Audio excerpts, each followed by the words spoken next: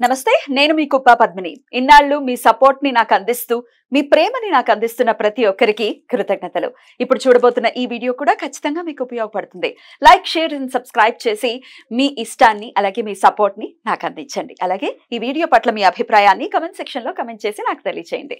నమస్తే, welcome to our channel. నేను పద్మిని. ప్రస్తుతంతో పాటు ప్రముఖ ఆధ్యాత్మికవేత్త, ప్రముఖ న్యూమరాలజిస్ట్ లక్ష్మీ నరసింహస్వామి ఉపాసకురాలు శ్రీమతి స్రవంతి గారు మనతో పాటు ఉన్నారు. మాట్లాడదాం. నమస్తే అక్క. నమస్తే పద్మిని. అక్క చాలా బ్యూటిఫుల్ గా కనబడుతున్నారు ఈ రోజు. Thank you Padmini.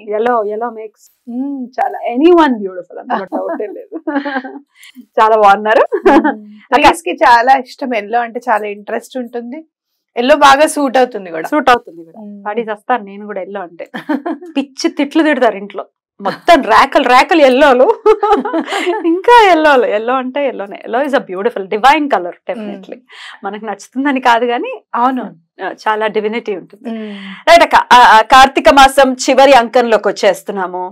ఒకంత బెంగగానే ఉంది నాకైతే. కార్తీక మాసం అబ్బా అంటే చాలా అంటే ఆధ్యాత్మిక శోభతో ఉండేటటువంటి మాసం కాబట్టి ఇక మళ్ళీ వచ్చే సంవత్సరం దాకా వెయిట్ చేయాలి. ఇంతటి బ్యూటిఫుల్ ఇది మళ్ళీ చూడాలి అని అంటే సరే. కాలం ఎవ్వరి కోసం ఆగదు. ఎటువంటి పరిస్థితుల్లో కార్తీక అమావాస్య వచ్చేస్తోంది.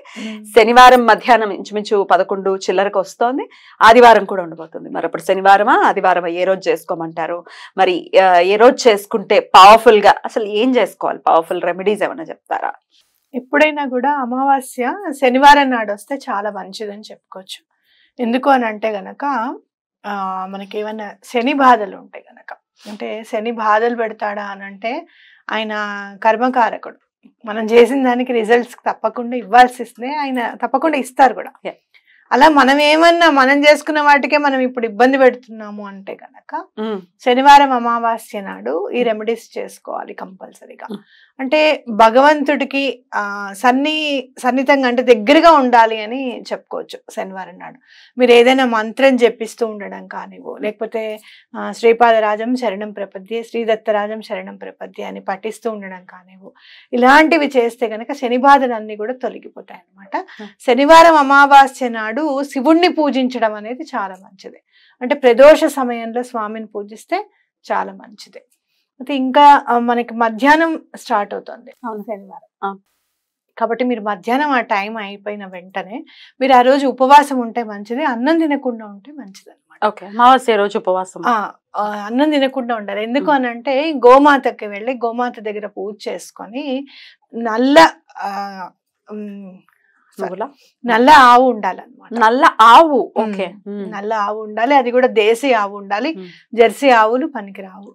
అలాగే నల్ల ఆవుకి మీ దగ్గరికి మీరు అక్కడికి వెళ్ళేసి చక్కగా పూజ అది చేసుకొని దానికి ఏమైనా తినడానికి ఇవ్వడము, అలాగే దాని చుట్టూ ప్రదక్షిణ చేయడము, దాని కింద నుంచి వెళ్తే కూడా చాలా మంచిది. ఒకవేళ ఓపిక ఉండి కాస్త మోకాళ్ళు అవి ఉంగుతే మాకేం పర్వాలేదు అనుకున్న వాళ్ళు, దేహదారుఢ్యం ఉన్న వాళ్ళు చక్కగా ఆవు కింద నుంచి వెళ్ళొచ్చు అనమాట. అయితే ఆవుని కొంచెం చూసుకుని అగ్రెసివ్ ఆవు జోలికి వెళ్లకుండా అంటే ఒకటి దాన్ని చూసుకునే వ్యక్తులు ఉంటారు కదా, ఏమనదమ్మా అని చెప్తారు, వాళ్ళు దగ్గరగా ఉంటారు కూడా. కానీ బెదిరిపోతాయి. జనరల్ గా ఆవులు బెదిరిపోయే తన్నులు అంతాయి.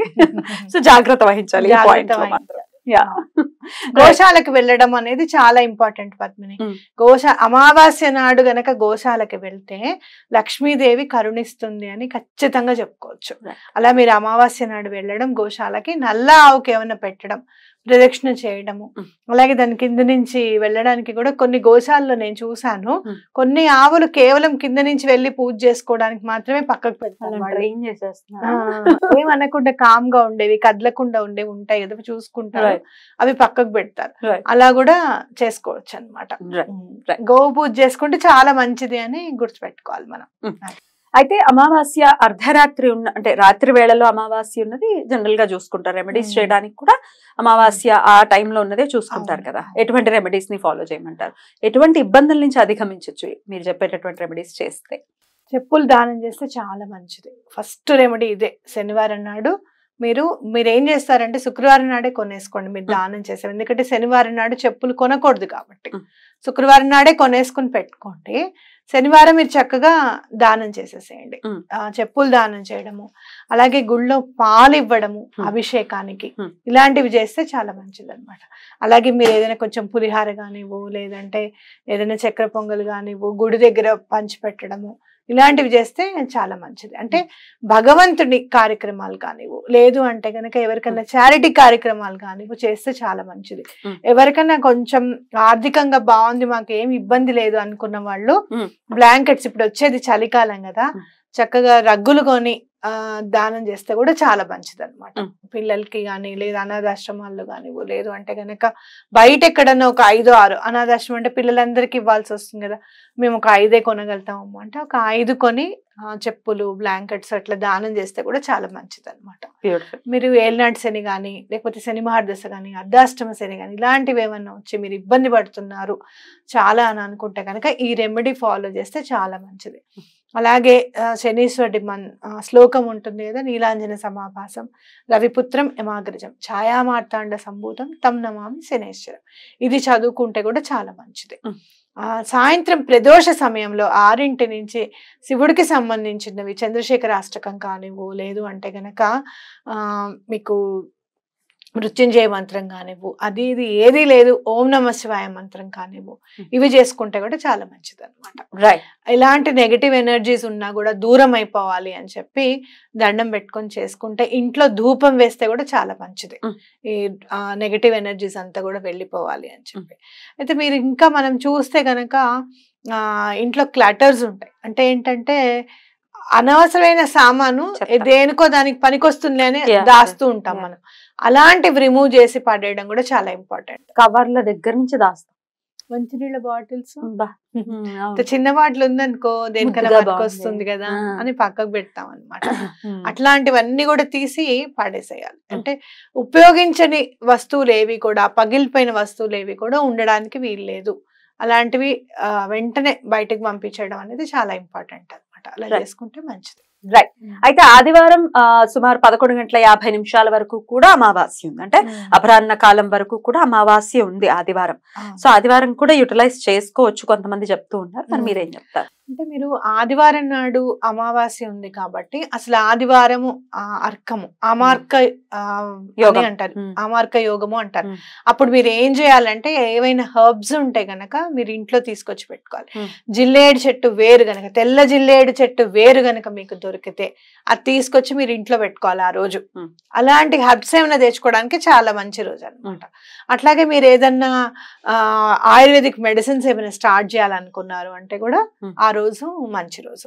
కాబట్టి మీరు శ్వేతార్క గణపతిని గనక ఆ రోజు తెచ్చుకుంటే, మీ ఇంట్లో లేదు శ్వేతార్క గణపతి ఉండాలనుకుంటున్నారు అంటే చక్కగా శ్వేతార్క గణపతిని తెచ్చుకొని ఇంట్లో పెట్టుకొని పూజ చేసుకోవడం అనేది చాలా మంచిది. లేదు మీకు వేరు దొరికింది అని అంటే అది చక్కగా తీసుకొచ్చి ఒక బాక్స్ లో పెట్టేసి 2-3 కర్పూరం బిళ్ళలు వేస్తే పాడవకుండా ఉంటుంది. అలా ఆ బాక్స్ మీకు లివింగ్ రూమ్ లో కానివ్వు, పూజ రూమ్ లో కానివ్వు పెట్టుకుంటే చాలా మంచిది అనమాట. Beautiful beautiful. అయితే పులికాపు అంటే దేవుళ్ళని శుభ్రపరచుకునేటటువంటి ప్రక్రియ అమావాస్య తర్వాత చెయ్యాలి అనేది చాలా సార్లు మీరు చెప్పి ఉన్నారు.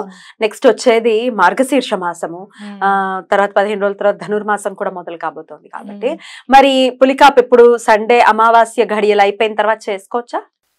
సండే కాదు మండేనే చేసుకోవడం అనేది, ఎందుకంటే మనం భోజనం అది చేసేస్తాము. చేయకపోయినా కూడా మధ్యాహ్నం పూట ఏ పని చేయం, దేవుడిది పొద్దున పూటే చేసుకుంటాం. కాబట్టి సోమవారం నాడు చేసుకోవడం అనేది ఇంపార్టెంట్. ఎందుకంటే ఆ రోజు కూడా సూర్యోదయానికి అమావాస్య ఉంది కదా, అమావాస్య కిందే పరిగణించుకుంటాం మనం. ఇప్పుడు ఎవరైనా సాయంత్రం పూట చేసుకునే పూజలేమో శనివారం చేసుకోండి. ఇలా ఏవైనా మనం ఇట్లా హర్బ్స్ అవి తెచ్చుకోవాలనుకున్నదేమో ఆదివారం ఉపయోగించుకోండి. కాబట్టి సోమవారం చేసుకోవడమే మంచిది, ఉత్తమం. క్లీన్ చేసుకోవటం, బూజులు అవి దులుపుకోవాలి అనుకుంటే కూడా సోమవారం చేసుకోవడం మంచిది. రైట్. పొద్దున్నే కొంచెం సమయం తీసుకొని చేసేసుకోవడం బెటర్. అవును, రైట్ అక్క. ఇక చెక్ రెమెడీ కూడా అమావాస్య ఖచ్చితంగా మీరు గుర్తు చేస్తూ ఉంటారు. చెక్ రెమెడీ కూడా ఆబ్వియస్ గా చేసుకోవచ్చు కదా అక్క? శనివారం రోజు నైట్ చెక్ రెమెడీ చేసుకోండి.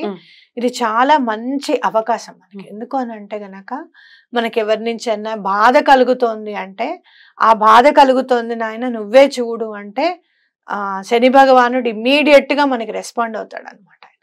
అంటే ఇంకోటి ఏంటంటే ఆయనకి చాలా ఇష్టమైనది చారిటీ చేయడం.